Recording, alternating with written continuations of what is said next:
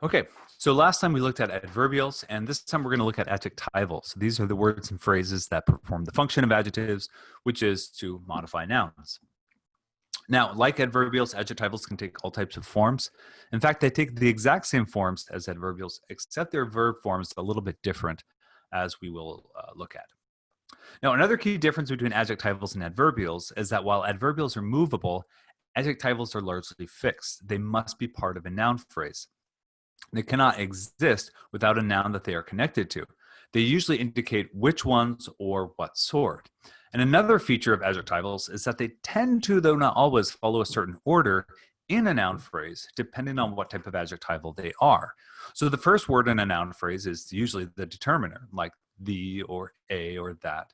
Then come any adjective words, then come any adjectival nouns, then comes the noun head word, and then come any phrases like prepositional phrases or participial phrases, and then come any adjectival clauses. And so we'll go ahead and look at each of these individually, but it's important to kind of keep this order of operations in your mind so that you will be able to analyze noun phrases better.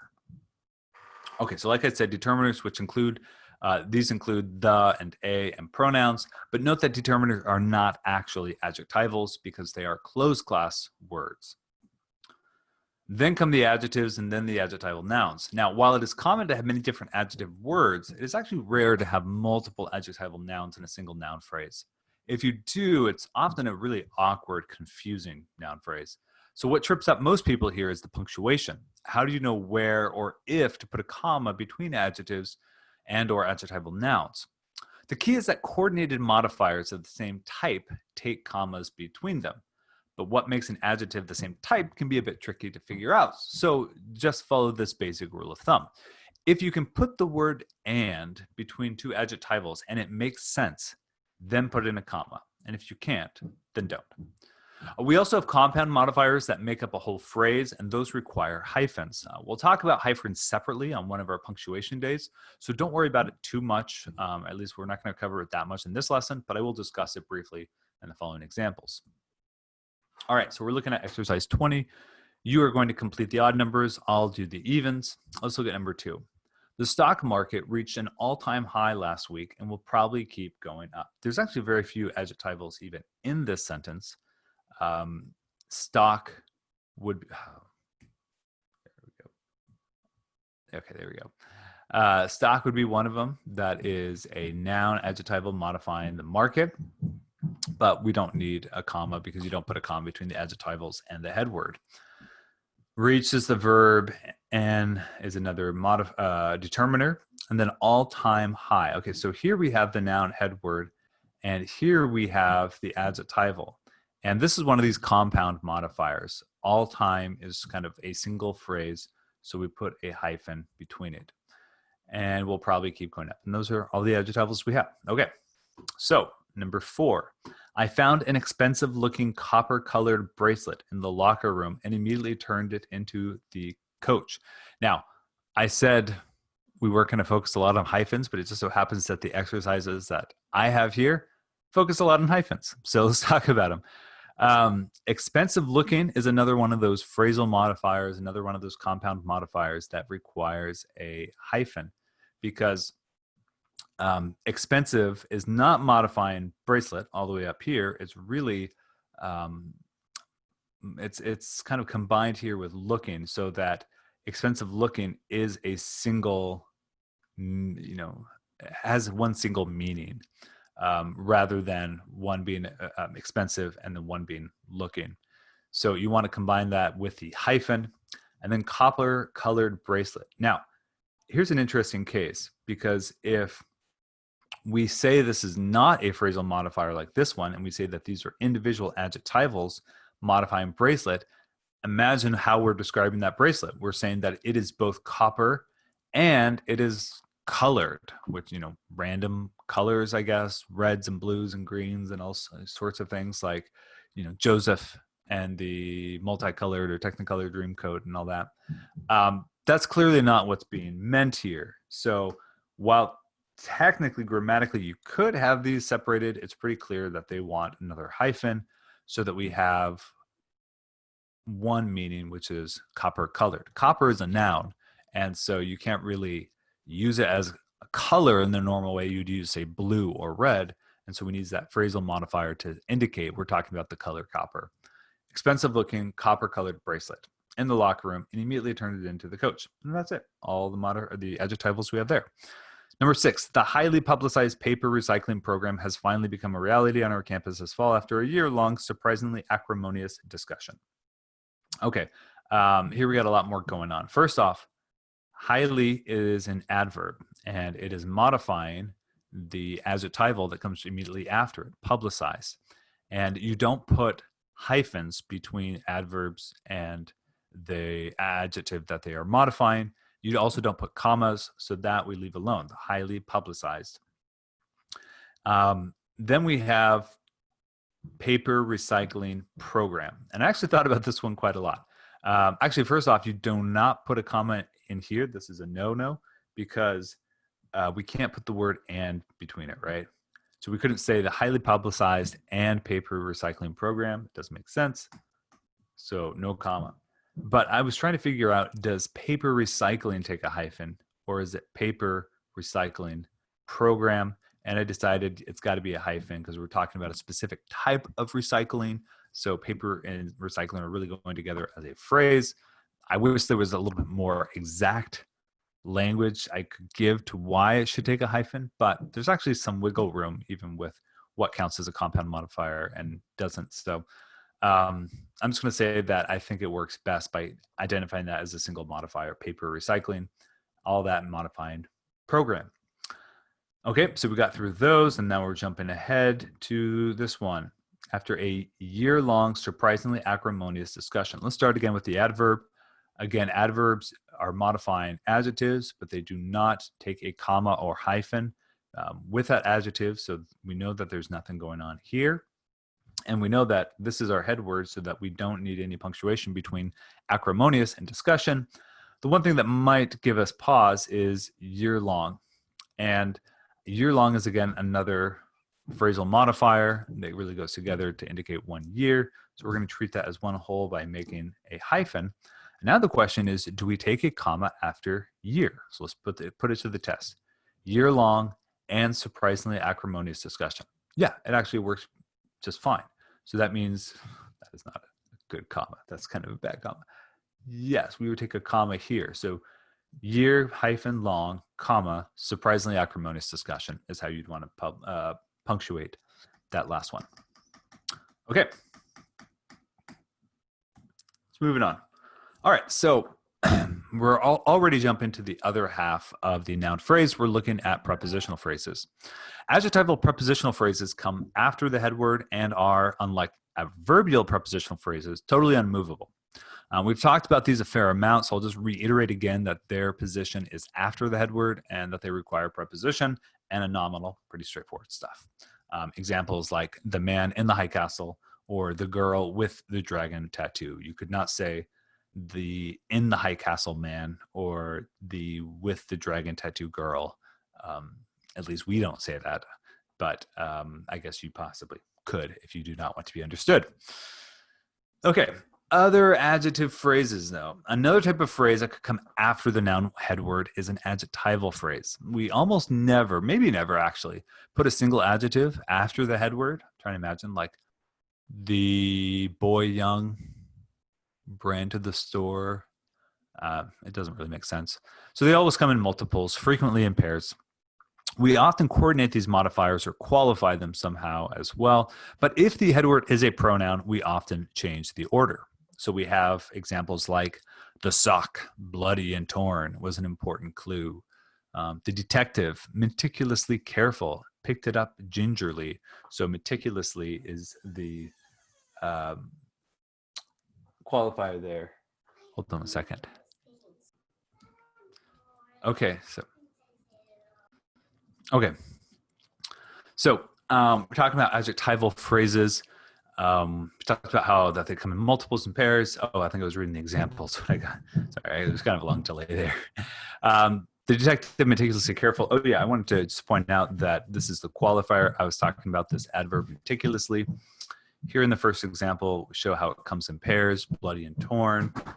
And then in this one, we see how the adjectival phrase might come before the head word if the head word is a pronoun. Deep in thought, he dropped the sock in the evidence bag. Deep being the adjective. In thought, ooh, that's ugly. It's actually a preposition, prepositional phrase modifying what we mean by deep. So anyways, that is that. Now, perhaps the most common, or at least the most interesting adverbial, or excuse me, adjectival, is the participial, or the participial, or I should say the adjectival verb phrase. So if you recall in our discussion of verbs, participials come in two forms. We have the past participial, which is when we add an ed to the end of the verb, and the present participial when we add an ing. So we use these participials in verb phrases to make the perfect tense, like the dog has barked, or the progressive tense, I am running. But we can also use participials on their own as adjectivals. So for instance, the runner breathing fiercely crossed the finish line, and the dog barking loudly chased the mailman. Notice how the participial verb is separate from the actual tense verb of the sentence. We don't consider these tense verbs because they are adjectivals modifying, in this case, the verb that, or excuse me, the noun that comes immediately before them, and the tense verb are actually over here underlined. So here's a great example of the power of the participial phrase in writing, especially fiction writing. So I got this example from the Style Academy website, which is why it's formatted the way it is. This is a passage from Ernest Hemingway's The Old Man and the Sea. It goes like this: shifting the weight of the line to his left shoulder and kneeling carefully, he washed his hand in the ocean and held it there, submerged, for more than a minute, watching the blood trail away and the steady movement of the water against his hand as the boat moved. So what this passage shows is how participials can convey action without actually being tense verbs, and how you can make then your sentences more dense with action and movement through the use of participials. So we have the shifting up here, the kneeling. I really like this one word participial submerged here. And then we have another, participial phrase starting here, watching. And how you can notice how this can kind of trail off, and it has all other sorts of modifiers and elements to it. He's watching, and you have a direct object, just like you would normally with the verb watch. He's watching the blood trail away, and he's watching the steady movement of the water, and all these sorts of things. So participial phrases can really open up your writing, especially if you're writing fiction. There is, as always, though, a grammatical pitfall with the participial phrase. So like with elliptical adverbial clauses, participial phrases require a subject. And when the phrase is not clearly tied to a noun, like when they start or end a sentence, they take the sentence's subject as their implied subject. So do make sure that the action of the verb in the participial phrase is actually being done by the sentence's subject or by the noun the phrase is modifying. So racing towards the finish line, the crowd cheered on the freshman sprinter. And because the crowd is the subject of the sentence, racing towards the finish line is taking the crowd as its implied subject. But of course, the crowd is not racing. It is the freshman sprinter who is the one doing the racing. James's mind furiously worked through each problem, anxiously watching the clock. Again, James's mind is the subject, but the one who's actually watching the clock is really James himself, even though he is not the subject of his sentence. So this error can be a bit difficult to detect because in the writer's mind, the meaning is really clear. We know kind of what's going on when we write this. And even for the reader, it's usually pretty, you can understand it, right? You get what they mean. But it does cause the reader to stop for a moment and make sure that they've actually understood what you've written. And that moment of incomprehension, that's the type of thing that we're really trying to get rid of. And that's kind of one of the ways you move from pretty good writing to really good writing, is you don't allow any of those moments of incomprehension into your prose. Instead, everything moves very nicely. So if you wanted to revise these, you would have to say something like, racing towards the finish line, the freshman sprinter was cheered on by the crowd. Not a great sentence, but that's one way to fix the problem. Or you could say, James worked furiously through each problem, anxiously watching the clock. Or if you want to keep the subject the same, you'd have to find a different participial phrase to use. Jumping up and down, the crowd cheered on the freshman sprinter. James's mind furiously worked through each problem, straining to finish in time. Something like that. All right, finally, the adjectival clause, which is often called the relative clause. It is relative because, like all adjectivals, it is relative to a noun, making it subordinate to the independent clause, but even less movable or flexible than the adverbial dependent clause. Still, like the dependent clause, it has three parts: a relative pronoun or adverb, a subject, and a predicate, right? Just like all clauses have subject and predicates. But unlike other adjectivals, which have a little wiggle room about their placement in the adjectival chain of command, these relative clauses always come after the noun head word. The possible pronouns are who, whom, whose, that, or which, and relative pronouns will often, but not always, play the role of the subject in the relative clauses, and we'll talk about that in a second. The possible relative adverbs are where, when, or why. Okay. Now, about who versus whom, because this one comes up all the time. Technically, grammatically, and I'll explain why I say technically and grammatically in a second, you use who when the relative noun is the subject of your relative clause, and you use whom when it is the object, okay? So if I say the students who reviewed the homework performed well on the quiz, what I'm doing here is the who is indicating that I am taking students as the subject for this relative clause, reviewed the homework. So the students reviewed the homework would be another version of that clause. Students is the subject with who as the pronoun, reviewed is the verb, and homework is the direct object. But let's imagine a different sentence. The students whom the teacher helped also did well. In this case, in this relative clause, it is not students who is the subject, it is the teacher. And it is not, well, in this case, it's helped instead of reviewed. And the direct object is actually the students, which is the subject of our original clause. Is it confusing yet?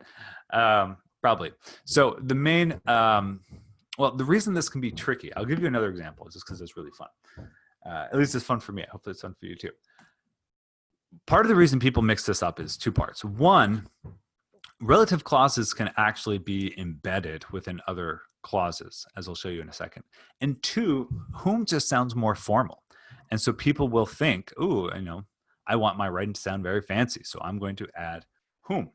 A famous example of this, and I say that it's famous because it was discussed on several grammar and language blogs, which, yes, makes it famous, is this sentence that I've crossed out here. What about Sir Isaac Newton, who some contend was autistic? And this was published in a very fancy magazine, the New Yorker magazine.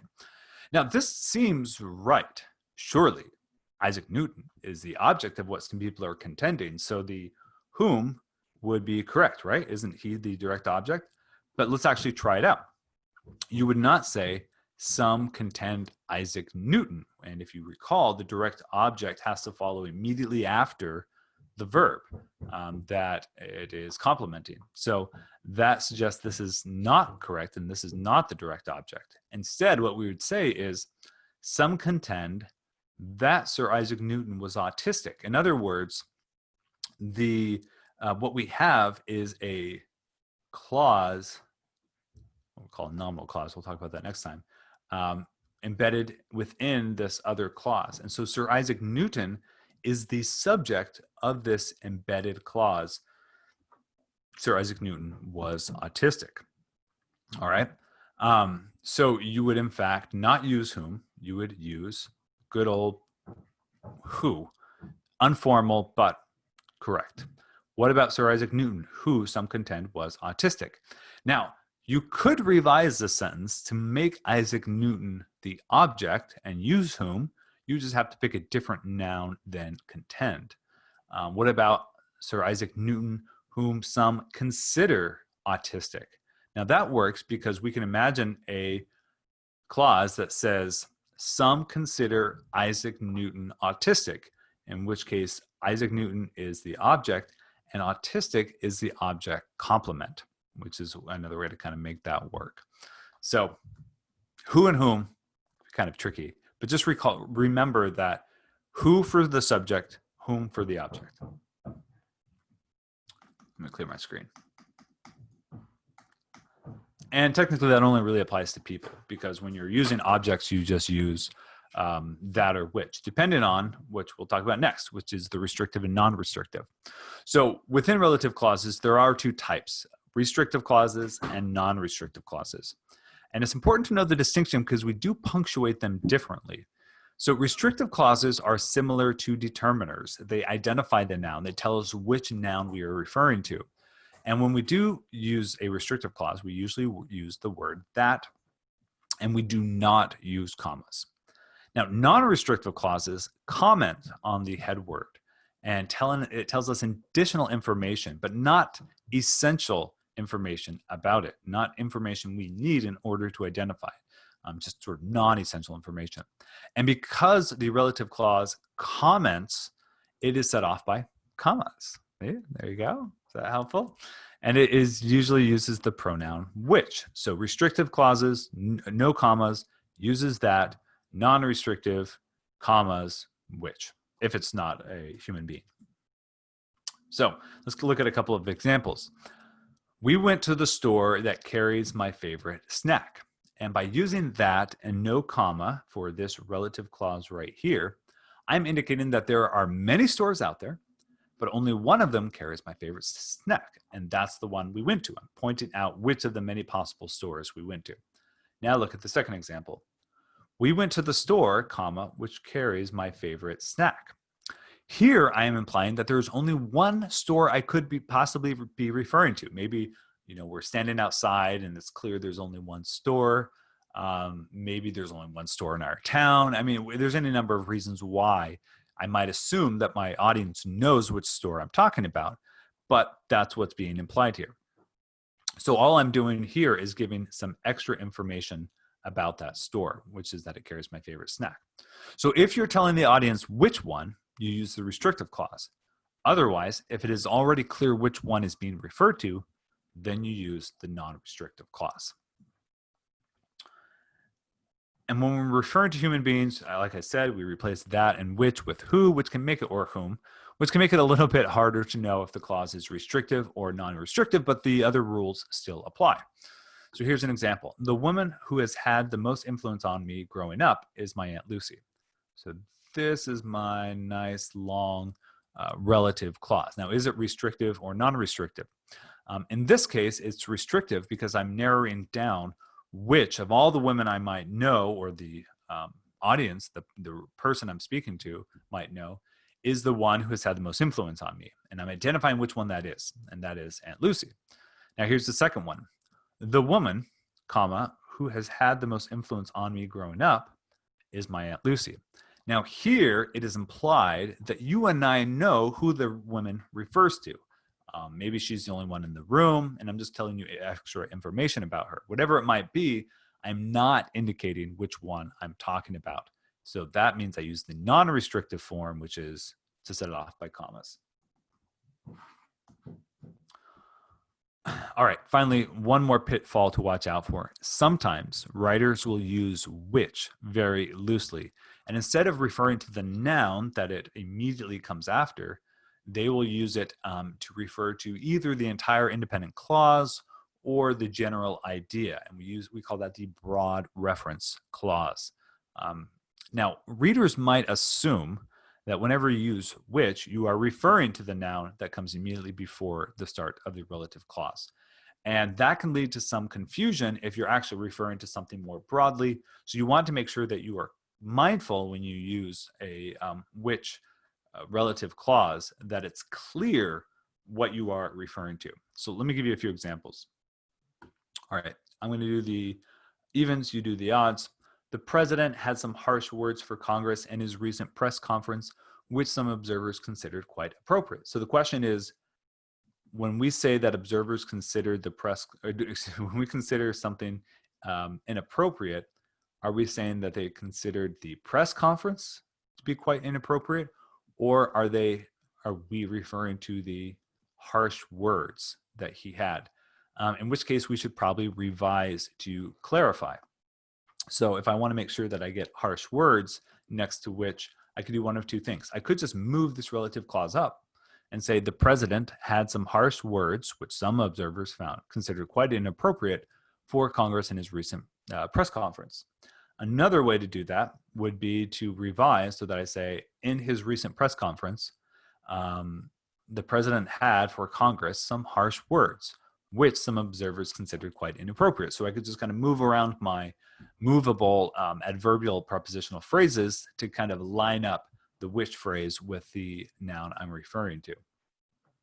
Number 4, the Brazilian government has grudgingly agreed to consider new policies regarding the rainforests, which should come as good news to everyone concerned about the environment. Now, it's pretty clear that this which is referring to policies rather than to rainforests. It wouldn't make much sense to say rainforests should come as good news to everyone concerned about the environment. I guess that could kind of make sense, right? Rainforests are good, but it doesn't have the same meaning here. So again, I can just revise this.